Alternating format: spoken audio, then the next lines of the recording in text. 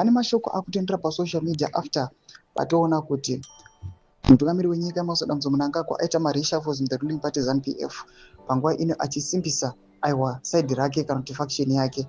Panguva ino zvobuda pachena vanhu vachikomenda vachiti panapa takunyaso kuona Zimbabwe's next or future vice presidents. Panguva ino vatikuna kuti vakusvededzwa padhuze nemutungamiri wenyika. Sanapinda mashoko ari kachitogona pasocial media semafunguro avo pane zvinhu zviri kuitika munyika nevanhu vari concerned nebato ravo the ruling party ZANU-PF pamwe chete nemaopponents. Notibva subscribe like otombe bell icon.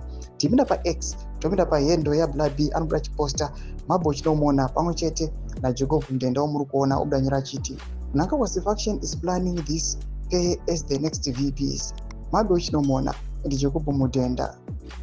The ZANU-PF conference to be held in Mutare from the 13th to 23rd of October is not elective, as opposed to the Congress, which elects the entire membership of the Politburo.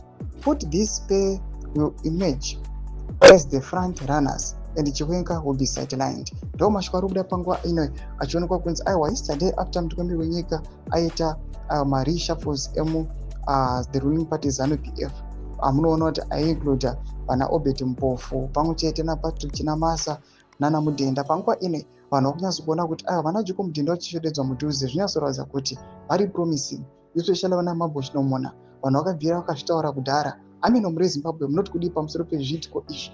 Panguva ine kunoonekwa kunzi vana Tagore also panguva ine vachiko-optwa muCentral Committee. Panguva ine vari kuonekwa kunzi these are some of the people vari kuonekwa kunzi vanhu vari pedyo nemutungamiri wenyika. Nyaya Tagore achinzi kana akasaita the vice president ndiye angasucceeda mutungamiri wenyika achiita mutungamiri wenyika president of Zimbabwe.